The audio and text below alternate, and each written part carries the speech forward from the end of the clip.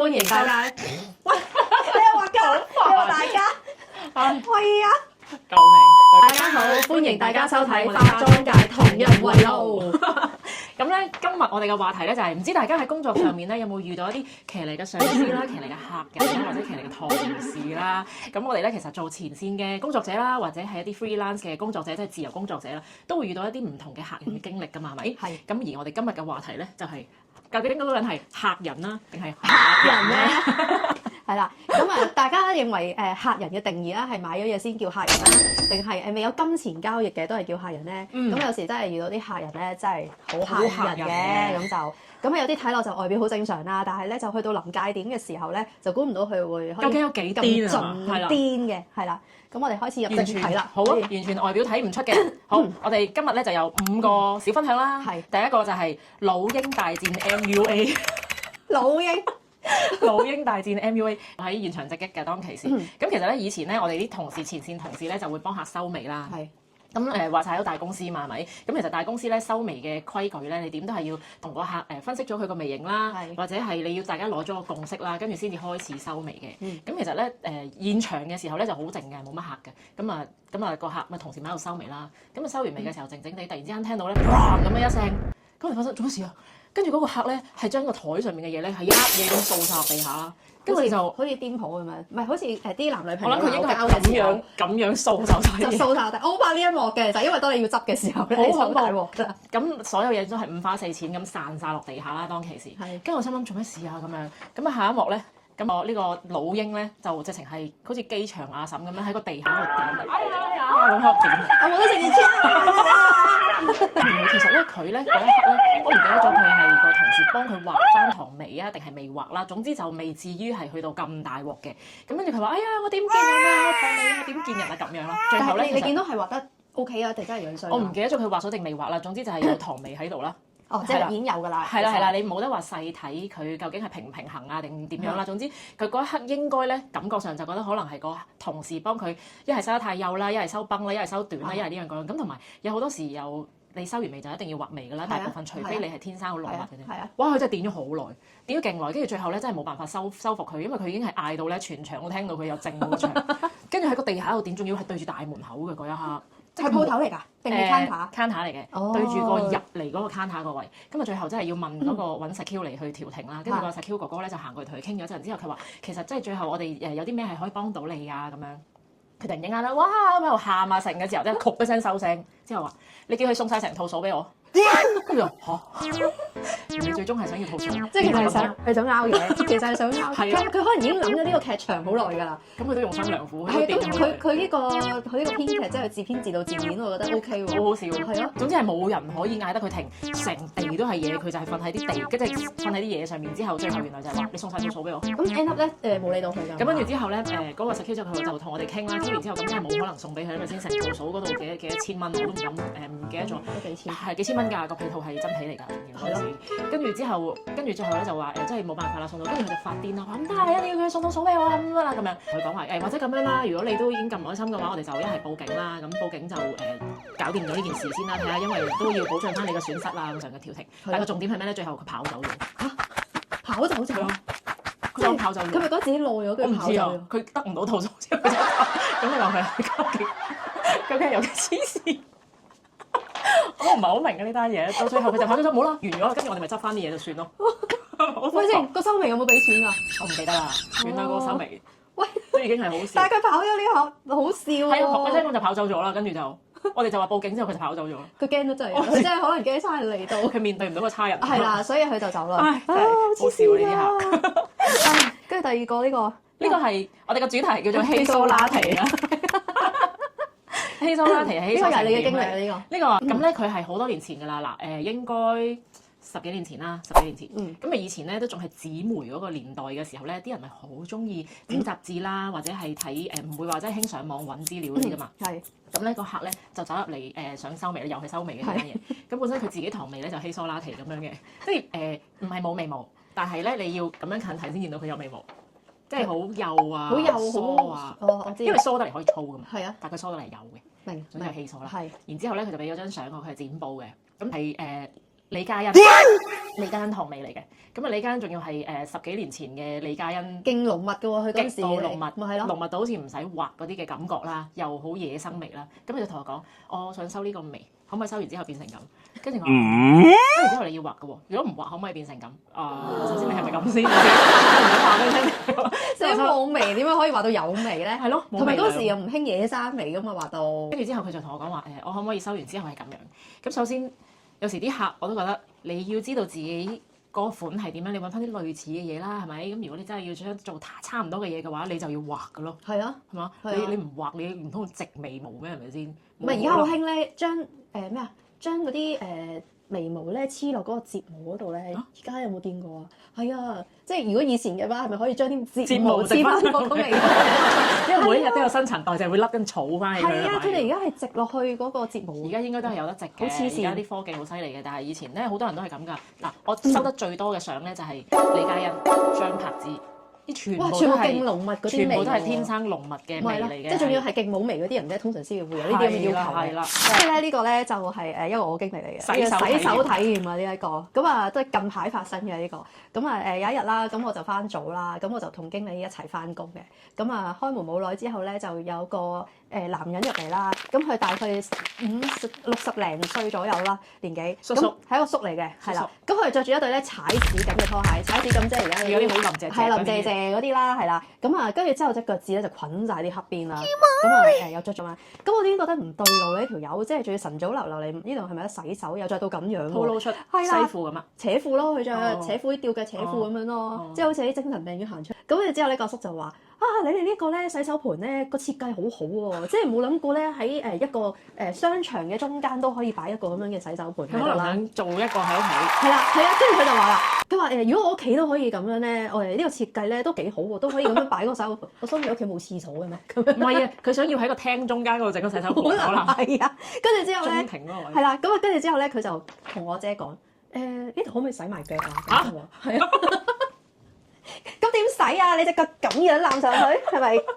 即係嗰個洗手盆嗱，我想講個高度咧，去到差唔多心口位㗎啦，已經係企喺度，企喺度嘅。咁你隻腳點樣攬上去洗咧？係咪先？即係呢個已經係一個問題啦。佢係咪睇緊而家咧？有時啲 YouTube 定唔知乜嘢片咧，會有啲凳係可以升高㗎嘛？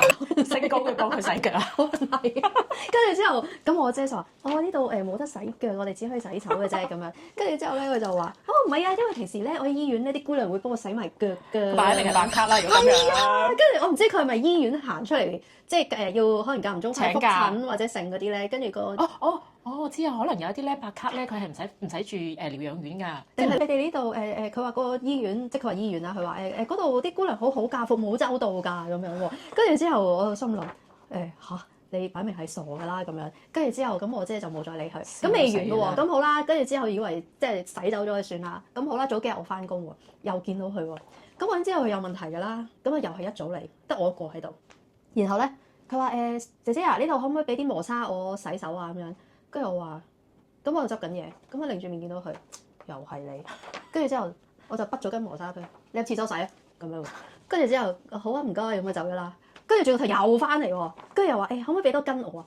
我話不如咁啦，我話叔叔如果你中意嘅話，不如買一罌自己翻去用啦咁樣。跟住佢話唔好啦，你哋呢罌又咁大，又玻璃，唔方便我帶出去洗手啊咁樣。我心諗你咪自己攞罌仔裝住佢咯。呢個唔係俾你攞出去洗手。咪係咯，我唔理你攞咩裝都好啦，有個袋都好咩都好啦。跟住就話我唔會買㗎啦咁樣。跟住我已經忍唔住，其實咧你咁樣成日行過嚟洗咧，其實都唔係咁好嘅咁樣。咁我話係啦，你不如真係買一罌自己翻去慢慢用啦咁樣。跟住佢就話：你俾多根我啊！咁樣喎，仲要喺度賒啦。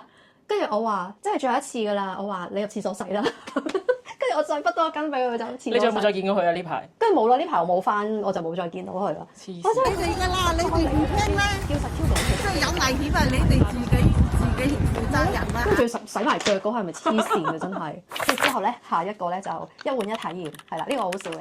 咁之前公司咧就咁啱啱啱開新嘅 pop up 啦，喺某個商場，跟住咧就嚟有個 promotion 咧就係用一支舊嘅 hand cream 嚟換一支新嘅 hand cream，咁咧你就要用一支咧30ml嘅 hand cream 咧過嚟換嘅。剪開咗個包裝得唔得啊？唔得，一定要原裝完整嘅，即係唔使清潔嗰樽嘅。唔使嘅，你係啦，就算你未用晒或者你用緊都得嘅，任何牌子嘅 hand cream 都得。咁好啦，跟住之後咧食飯時間就勁多嗰啲。呢個 marketing 幾好喎，佢想睇人哋用緊咩牌子多。我諗係啊，佢係咁樣做一個市場調查。係啊，因為佢事後都有問翻大概攞嚟嗰啲咩牌子比較多。係咯。咁好啦，跟住食飯時間咧有一紮 OL 落嚟換啦咁樣，咁其中咧有3個女仔咧，咁咧都係攞緊同一支 hand cream 過嚟換，跟住之後我就覺得咁奇怪嘅，點解3個都一樣嘅咧？應該係好好用啦。3個仲要係未開過嗰啲 hand cream 嘅，係啊，全新嘅。咁而嗰個牌子咧，佢有心，佢好有，即係點解好有心喎？佢係一換一，同你係全新換全新。係啦，跟住我就話：咦，你哋未用晒支 hand cream 嘅喎？我話新嘅喎，我話你會用完之後先過嚟換，唔使㗎啦，換咗佢啦，咁樣啦。即係佢都冇諗住再用咯，已經係。咁我話好啦，咁樣。跟住之後我就同我啲同事喺度講，其實我話佢應該係去萬寧或者係嗰啲屈臣氏咧買嗰啲。但係你有冇睇嗰個出產日期啊？定係過期啊？我冇睇嘅，因為睇唔到啊。哦，OK。跟住我話會唔會係3個都喺嗰啲萬寧啊買一支 hand cream 咧？即係平平地，可能20-30蚊支啊，嗰啲都有㗎嘛而家。幾好道德啊！起碼佢係俾錢買嗰支 hand cream，係啦，跟住嚟換一個貴少少嘅。係啊，跟住我想哇咦都領到幾盡喎，真係，仲要係3個一齊咁樣嚟換。但 OK，佢投資咗喎，佢唔係佢用晒喎，佢係未用過。但係人哋個理念就係想你體驗我哋公司嘅 hand cream，咁攞你舊嗰支過嚟換咁樣啦，咁唔係你咁樣新換新咯，係啊。咁新換新嗱，我覺得佢又真係佢係投資咗嘅，佢真係俾咗錢嘅。即係嘅，你當佢捐錢啦。咁你不如索性過嚟買即係3支人1支都係90蚊啫嘛。你哋嘅 promo 係1換1啊嘛。係。1換1，佢哋3支可能加埋先90蚊咧。咁可能係咯。係啊，咁但係90蚊都好啊，起碼佢俾錢啊嘛，係嘛？但係我覺得呢個行為好唔環保咯。係唔環保嘅，係唔環保，因為我哋嗰啲，我諗你哋收咗都唔會用啦。梗唔會啦。應該係純粹係做市場調查啫。係啦，同埋一個 gimmick。但係真係我未見過人哋咁樣換 sample 咯。做一個。呢個咩？呢個係借題發揮嘅小姐。呢個係講咩啊？因為你我記得啦。係啊。呢個咧呢個真係得意呢個。佢咧就話説係咁樣嘅。咁啊當時咧呢一位女士咧，咁啊好正常。其實佢個樣係我諗好似人哋啲樓上住客嘅打扮嘅街坊 look 咁樣落嚟啦，係啲私人屋苑嘅。咁啊落嚟兩手揈揈咁樣咧就入去某大品牌嗰度咧就話我想試眼線液啊咁樣。咁啊試眼線液。咁啊當其時咧就係一個全新入行咗冇幾耐嘅一個好 green 嘅同事，係入行啊，即係唔係佢做開有經驗嗰啲喎，係啱啱一個新手入行嘅未到1年嘅同事啦。咁跟住之後咧，你知其實講真啦，而家你走去 counter 嗰度去試下，同佢講想試眼線液啊，其實有好多人都未必會肯幫你試眼線液。原因係因為第一你攞平衡啦，嗰個眼線液係咪真係易畫啦？或者嗰個人嘅眼型係咪真係用眼線液係啱啦？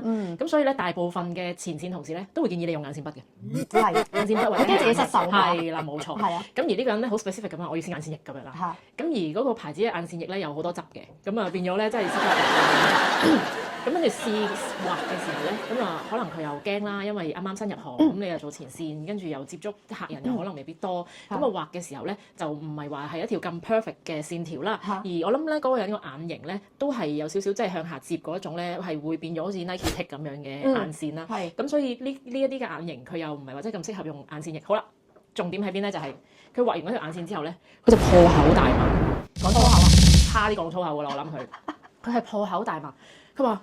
有冇搞錯啊？你點畫㗎？我未見過啊！好似你呢啲咁嘅化妝師㗎。佢話做專業喎。佢話我未見過啊，畫眼線啊，畫得咁核突㗎咁啊！哇，不斷咁樣人身攻擊啦。佢話你係咪做嘢㗎？咁樣不斷咁鬧嗰個新入行嗰個同事啦。鬧到佢咧，完全直情係嗰個人係手都震埋㗎啦，已經驚到。梗係啦。好大聲，係啦冇錯，仲要嗰個場又係靜靜地嘅，咁唔知點解我成日翻親嗰場都係靜靜地。咁跟住之後咧，佢就哇佢話你啊，叫你嘅經理出嚟見我啊！佢話我真係未見過啊！我畫眼線畫咗咁多年啦，我都未見過人哋畫得咁核突嘅，真係好核突啦咁樣。跟住之後咧，大核突，咁我幫你抹啦，唔得啦咁樣喎。咁佢又唔肯抹啦，跟住又會鬧你核突啦，跟住又發晒癲啦。唔抹添啊！即係其實佢個心係中意啦。同時間咧係兩邊咧係一邊有畫一邊冇畫嘅。哦，即係另一邊最後都冇畫嘅，係啦。咁跟住之後嘈到咧，嗰個經理咧就行出嚟啦。咁當其時個經理咧就成日都會有一個口頭禪話俾我哋聽，我咧係經過而不理嘅經理嚟嘅，盡可能咧都唔會得罪我啦咁樣。咁跟住之後個經理就走咗出嚟，嘿啊點啊，小姐有咩幫到你啊？哎呀，佢話咁即係唔好意思，係我幫你再畫過啦，又或者即係安撫佢，幫你再畫過，幫你抹咗先咧。佢話唔係啊，你呢個咩同事啊嚇？又話畫眼線都唔識，咁基本嘅嘢都唔識，咁鬧，不斷咁鬧。跟住佢話唔緊要啦，佢話佢都係啱啱即係新嚟嘅，佢話新嚟都唔驚咁人哋唔會掛住個牌寫住新嚟㗎嘛。咪係咯，新嚟咁都要練習㗎嘛。咁同埋練習當時我諗都係一個同事兩個同事喺場嘅時候，你又點燈點咗嗰個同事，咁你自己又唔包容，都唔好話你好唔好彩啊個問題係。係啊。咁好啦，最終咧佢話咁唔好意思啊，佢話因為其實唔緊要，都係眼線嚟嘅，咁都可以抹咗佢嘅。咁佢話或者你睇下有冇其他嘢可以幫到你啦咁佢都喺度翹晒手咁樣，咁喺度睇嗰啲護膚品，唔同嘅系列嘅護膚品。係。跟住咧，佢就睇中咗咧嗰個牌子裏面最貴嗰個系列，又抗皺又保濕啊嗰啲咁樣嘅，總之至高無上嘅系列啦。咁你俾呢條 line 我試晒佢啊！你冇去 sample 全部俾晒我試啊！跟住之後嗰個經理咧就會深呼吸出佢話：我哋咧就要買嘢咧先至可以。佢話：咁你要賠罪噶嘛？佢話：咁我哋其實都係畫咗嗰個眼線，可能唔係令到你太滿意，咁其實都可以畫嘅，又唔係話真係整傷咗你啊咁樣樣。跟住之後佢話：咁點解你而家咪賠償啦？咁樣仲繼續講啲佢話：嗱，我哋唔係話唔俾你，不過咧其實公司都冇成條 line 嘅 sample 擺喺度俾我哋送嘅。咁如果係咁嘅話，一係我送住呢一兩包俾你先，一兩包都想帶我走。即係救命！即係好多呢啲咁嘅人咧，係有唔同嘅方法，純粹唔知佢係咩心態。你話佢係咪想入嚟拗嘢？我又覺得佢唔係全心想入嚟拗嘢。但係你係唔知任何嘅啲乜嘢嘅觸發到，係啦係啦，唔知佢點樣觸發到佢係要你成條 line 俾晒佢。係啊，所以你係。咩客都有㗎，我哋咧如果講話拗嘅話咧，我哋都有好多話題。我哋下一集咧就會講一啲係嗰啲叫做拗定 lam 啊嗰啲 lam sam 嘅客人係啦，叫 lam sam 即係 sam 佢啲 friend lam sam 係啦嘅客人。咁我其實嗰啲都好精彩。咁我哋今日嘅分享咧就係咁多啦。咁如果咧平時咧都會有經歷過一啲有騎呢嘅上司啊、同事啊，或者係啲客人啊都有啊，下屬都得嘅。咁你搞多少少，你又覺得佢有少少白卡啦嗰啲咁樣，有啲問題。咁你哋都可以留言俾我哋啦。咁記得咧就係中意睇我哋呢條片嘅話咧，就 subscribe、share、like， 仲要記得係 comment， 因為你唔 comment 嘅話咧，其實我哋就唔知點樣可以更加做得更好，話到俾你哋聽嘅。係啦，咁我哋下集預告咧，我哋就會講一啲 lam sam 嘅 lam sam， 係大家估下 lam sam 係咩啦嚇？係啦，咁我哋下集咧就會更加精彩嘅。咁好，下一集見，拜拜。